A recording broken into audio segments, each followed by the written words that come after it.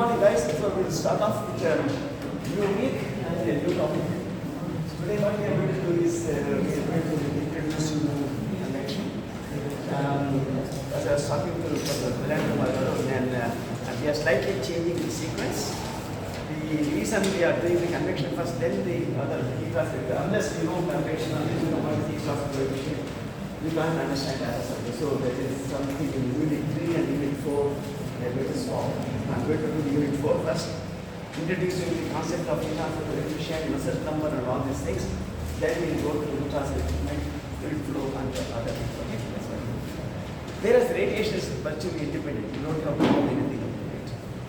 As you know, in heat transfer, there are three distinct modes in which heat can be transferred: conduction, convection and radiation. So conduction and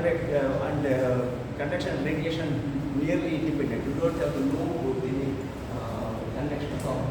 In radiation, you don't have to know about any convection.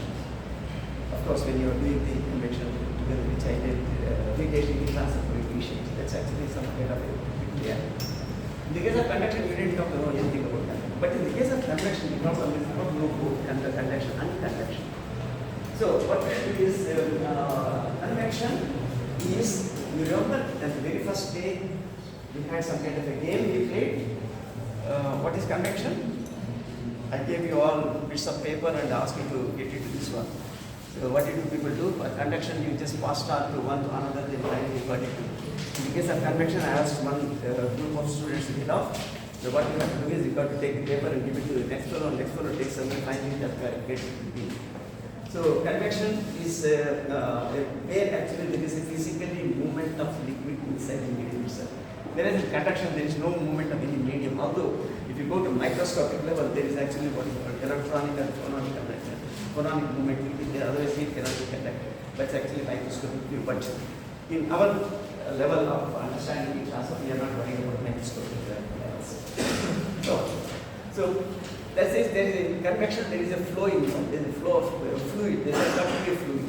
It can be a gas, it can be a liquid, or it can be a mixture of gas and liquid. Obviously, if it is a solid, it won't flow, so we don't have to worry about that one. And if there is no fluid at all, we don't have to worry because the radiation it takes care of. And predominantly, particularly in chemical engineering practice, you will see that there are more than half of the heat transfer problems we encounter, they all involve convection at some stage or other. So because convection and flow, they go together. The fluid mechanics and kinetic heat transfer, they always go together. In fact, many universities, they take both of them together. I am assuming that you guys have already gone through fluid mechanics. Have you not done fluid mechanics already? Yes, sir. You have done fluid mechanics? Yes, sir. Did you pass that with fluid mechanics? Yes. If you have passed fluid mechanics, there are a few things that I am going to mention. You are doing. There are few things I am going to mention which I am going to. I want you people to recap those things. So let us recap the fluid flow characteristics. First, actually, the difference in convection means is a fluid flowing over a surface. And next thing you want to know is what is the nature of it. Is it flowing over a flat plate? Is it flowing over a cylinder, outside the cylinder? Or is it flowing inside the tube? Or is it flowing inside the duct? For example, in air conditioning and all that, we have ducts we use. So you have to know the geometry or the physical geometry of the surface. And also you know that in fluids we have to know the properties of the fluid, whether it is water, air, or some kind of a refrigerant, or carbon dioxide. You have to know, or a liquid metal. You have to know what is the fluid, what is the surface. That is, both you have got to know. So there, in fluid mechanics, you did not worry about the temperature difference between the surface on which it is flowing and the fluid which is flowing over it. So you didn't have to worry about anything there. But in convection, we have to worry about the temperature difference between the two. That's how the convection occurs in the first place. So one of the most important concepts of understanding external flows is what is that thing. Then they would have introduced a concept called boundary layer. So what exactly happens is when it is flowing over the one, there is a small amount of fluid which actually sticks to the surface. Why does it stick to the surface? Resistance. What is the property which makes it stick to the surface? Fluid mechanics. Which property? Is it the density? Viscosity. Thermal conductivity? No? Viscosity. Viscosity. There you go. Yes, viscosity is not which actually sticks. Viscosity is something like which actually your oil is very viscous. What is less viscous? Gas is the less viscous. So viscosity is which actually makes it less. Let me give you an example of what is viscosity, why it sticks with it. Suppose I pack this room, say about 300 people. Okay?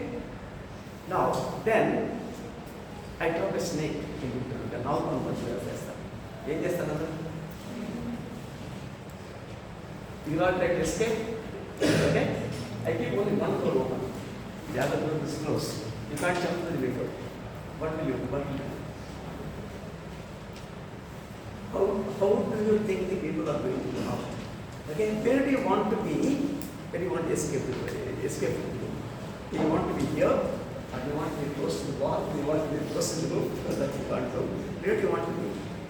You want to be somewhere in between, right? Something here. From here to here. These people can escape out. Right? And with all the girls who are aligning there, you can't escape any faster. Because you are stuck to the wall there. See, the exactly same thing happens. In the case of a fluid, the thing which is actually very close to the wall, it can't move. So it is as you further go away from there, the fluid movement is there. Same thing you would have seen in the cinema halls also when the show is over. When people are doing it, people very close to the wall, they take longer to get out of the place. Same thing happens in the case of fluid. Again, guys, I told you, engineering 90% is common sense. So fluid which is actually flowing over the surface, part of it will actually stick. So we can't, it doesn't matter what is the speed at which your article is moving, always there will stick there. But then one layer of fluid sticks there, the second layer, there is third layer, and as you go about, keep you going in particular direction, say some point will come where the fluid flowing there doesn't know that there is a fluid there. So that is what is called the free stream velocity. So we call that one the free stream velocity, we call it the UW. So then that is, there is a thin, what is called boundary layer where the fluid is either completely stagnant, which is immediately to the surface, or it is moving at a very slow pace about that one. So the one which is right on the surface, zero velocity, and the one layer above that one, it has got some velocity. The one above that will have more velocity, and finally the topmost layer in the boundary layer will have nearly the velocity of the free stream, which we call as the UV. So if you were to take a measurement of fluid velocity as you in the boundary layer, this one will be small here and you keep on increasing at it, but by the time you reach at the top, then it will be U infinity, which is the free stream velocity. So this is actually the place where actually 99% of free stream velocity is acquired. That is the point where actually the boundary layer ends there. Okay?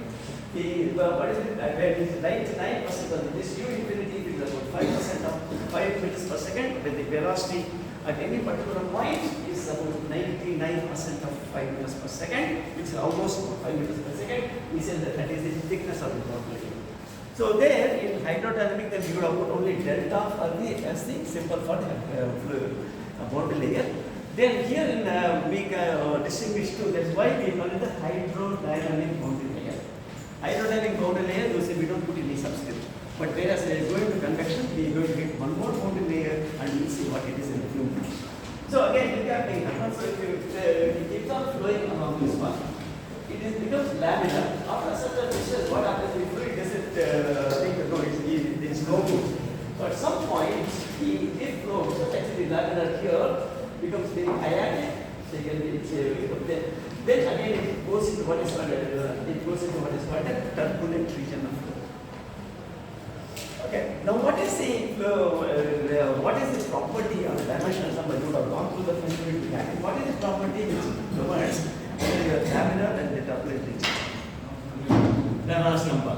For a flat plate, what is the value of Reynolds number where after which it is laminar, beyond which approximately it is turbulent? How much? How much is it? Mistake. Anyone else?